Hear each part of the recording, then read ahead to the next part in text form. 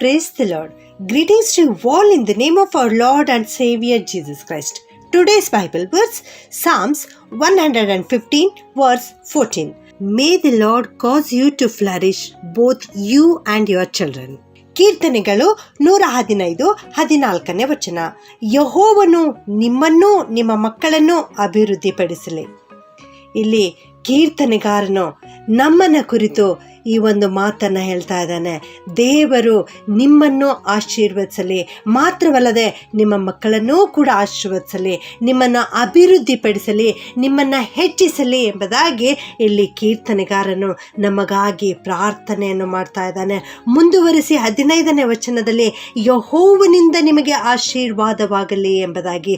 ಯಾರು ಈ ಯೆಹೋವನೆಂದರೆ ಆತನು ಭೂಪರಲೋಕಗಳನ್ನು ಉಂಟು ಮಾಡಿದ್ದಾನೆ ಎಂಬುದಾಗಿ. ಭೂಲೋಕವನ್ನು ಪರಲೋಕವನ್ನು ಉಂಟು ಮಾಡಿರ್ತಕ್ಕಂಥ ದೇವರು ನಿನ್ನನ್ನು ಆಶೀರ್ವದಿಸಲಿ, ನಿನ್ನ ಮಕ್ಕಳನ್ನು ಆಶೀರ್ವದಿಸಲಿ ಎಂಬುದಾಗಿ ಇಲ್ಲಿ ದೇವರ ವಾಕ್ಯ ನಮಗೆ ತಿಳಿಸಿಕೊಡ್ತಾ ಇದೆ. ಪ್ರಿಯರೇ, ಈ ವಾಕ್ಯ ಕೇವಲ ವೈಯಕ್ತಿಕವಾದಂಥ ಆಶೀರ್ವಾದವಲ್ಲ, ಸಂತತಿಯ ಕುರಿತು, ಮಕ್ಕಳ ಕುರಿತು, ಸಂತಾನದ ಕುರಿತು ಆಶೀರ್ವಾದವನ್ನು ಇಲ್ಲಿ ತಿಳಿಸಿಕೊಡ್ತಾ ಇದ್ದಾರೆ. ಪ್ರಿಯರೇ, ಹೌದು, ಕೇವಲ ನಿನಗೆ ಮಾತ್ರ ಆಶೀರ್ವಾದವಲ್ಲ, ಇದು ವೈಯಕ್ತಿಕ ಆಶೀರ್ವಾದವಲ್ಲ, ನಿನ್ನ ಕುಟುಂಬವನ್ನು, ಇಡೀ ಕುಟುಂಬವನ್ನು ಆಶೀರ್ವದಿಸ್ತೇನೆ ಎಂಬುದಾಗಿ ಇಂದು ದೇವರು ನಿಮಗೆ ತಿಳಿಸಿಕೊಡ್ತಾ ಇದ್ದಾರೆ. ಹೌದು, ಸತ್ಯವೇದದಲ್ಲಿ ಅನೇಕ ಉದಾಹರಣೆಗಳನ್ನು ನಾವು ನೋಡುತ್ತೇವೆ.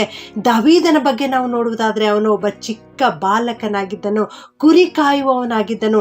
ಅವನನ್ನು ಮೇಲಕ್ಕೆತ್ತಿ ದೇವರು ಅಭಿವೃದ್ಧಿಪಡಿಸಿದನು, ಇಸ್ರಾಯೇಲ್ರ ಮೇಲೆ ಅರಸನನ್ನಾಗಿ ಅವನನ್ನು ನೇಮಿಸಿದನು. ಪ್ರಿಯರೇ, ನವಮಿಯ ಬಗ್ಗೆ ನೋಡುತ್ತೇವೆ. ಆಕೆ ತನ್ನದೆಲ್ಲವನ್ನು ಕಳೆದುಕೊಂಡಿದ್ದಳು, ತನ್ನ ಪತಿಯನ್ನು, 2 ಗಂಡು ಮಕ್ಕಳನ್ನು ಕಳೆದುಕೊಂಡಿದ್ದಳು. ಅಂಥ ಒಂದು ಪರಿಸ್ಥಿತಿಯಲ್ಲಿ ದೇವರು ಆಕೆಯನ್ನು ಅಭಿವೃದ್ಧಿಪಡಿಸಿದರು. ಆಕೆ ಸೊಸೆಯಾದ ರೂತಳ ಮೂಲಕವಾಗಿ ದೇವರು ಆಶೀರ್ವಾದ ಮಾಡಿದರು. ಆಕೆ ಸಂತಾನವನ್ನು ಆಶೀರ್ವಾದ ಮಾಡಿದರು. ಪ್ರಿಯರೇ, ಹನ್ನಳ ಬಗ್ಗೆ ನಾವು ನೋಡ್ತೇವೆ. ಆಕೆಯ ಜೀವಿತದಲ್ಲಿ ಮಕ್ಕಳಿರಲಿಲ್ಲ. ಆಕೆ ಕಣ್ಣೀರಿನಿಂದ, ದುಃಖದಿಂದ ಅಳುತ್ತಾ ಕಾಲವನ್ನು ಕಳೆಯುವಂತಹ ಸ್ಥಿತಿ ಆಕೆಯದಾಗಿತ್ತು.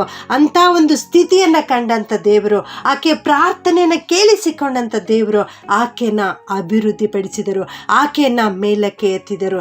ಎಸ್ತೇರ್ ರಾಣಿಯ ಬಗ್ಗೆ ನೋಡ್ತೇವೆ. ಆಕೆ ಒಬ್ಬ ಅನಾಥ ಹುಡುಗಿ ಆಗಿದ್ದಳು. ದೇವರು ಆಕೆಯನ್ನು ಮೇಲಕ್ಕೆತ್ತಿದರು, ಒಬ್ಬ ರಾಣಿಯನ್ನಾಗಿ ಆಕೆಯನ್ನು ಮಾಡಿದರು. ಪ್ರಿಯರೇ, ಹೌದು, ಇಷ್ಟೆಲ್ಲ ಆಶೀರ್ವಾದವನ್ನು ಮಾಡಿದ ದೇವರು ಇವತ್ತು ನಿನಗೂ ಕೂಡ ಆಶೀರ್ವಾದವನ್ನು ಮಾಡ್ತೇನೆ ಎಂಬುದಾಗಿ ಹೇಳ್ತಾ ಇದ್ದಾರೆ. ದೇವರ ವಾಕ್ಯ ಎಂದಿಗೂ ಸುಳ್ಳಾಗುವುದಿಲ್ಲ. ಆತನು ವಾಗ್ದಾನವನ್ನು ಮಾಡಿ ಅದನ್ನು ನೆರವೇರಿಸುವಂಥ ದೇವರು ನಮ್ಮ ದೇವರಾಗಿದ್ದಾರೆ. ಆದುದರಿಂದ ನನ್ನ ಪ್ರಿಯ ದೇವಜನರೇ, ಇವತ್ತೇ ನೀವು ಕರ್ತನ ಕಡೆಗೆ ತಿರುಗಿಕೊಳ್ಳಿರಿ.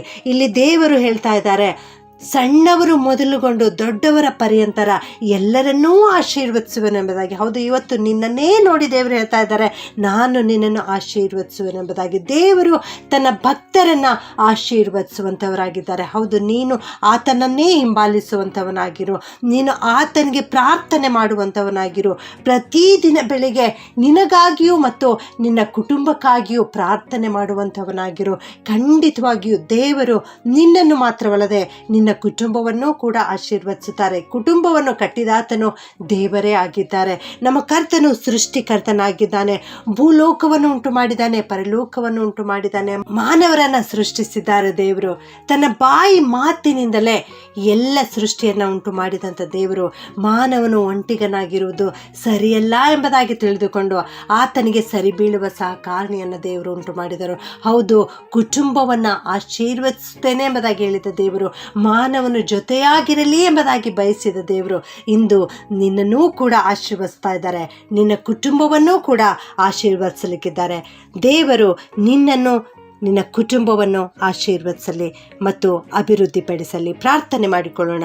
ಭೂಲೋಕ ಪರಲೋಕಗಳನ್ನು ಉಂಟು ಮಾಡಿರುವಂಥ ನಮ್ಮ ಪರಲೋಕದ ತಂದೆಯಾದ ದೇವರೇ, ನಿಮಗೆ ಸ್ತೋತ್ರ ಉಂಟಾಗಲಿ ಕರ್ತನೆ. ಇಂದು ನೀವು ಕೊಟ್ಟಿರುವ ವಾಕ್ಯಕ್ಕೋಸ್ಕರ ನಿಮಗೆ ವಂದಿಸ್ತೇವೆ ಕರ್ತನೆ. ನಮ್ಮನ್ನು ನೀನು ನೆನಪು ಮಾಡಿಕೊಂಡಿದ್ದೇವಾ, ನಿನಗೆ ಸ್ತೋತ್ರ.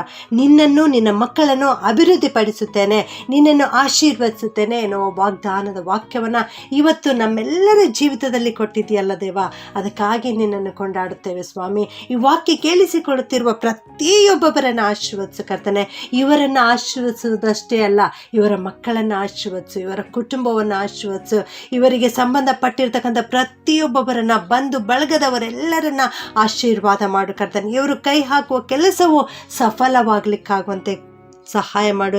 ಇವರನ್ನು ಹೆಚ್ಚಾಗಿ ಅಭಿವೃದ್ಧಿ ಪಡಿಸಬೇಕಾಗಿ ಈ ಪ್ರಾರ್ಥನೆಯನ್ನು ಯೇಸುವಿನ ನಾಮದಲ್ಲಿ ಪ್ರಾರ್ಥಿಸಿ ಬೇಡುತ್ತೇನೆ ತಂದೆಯೇ. ಆಮೆನ್.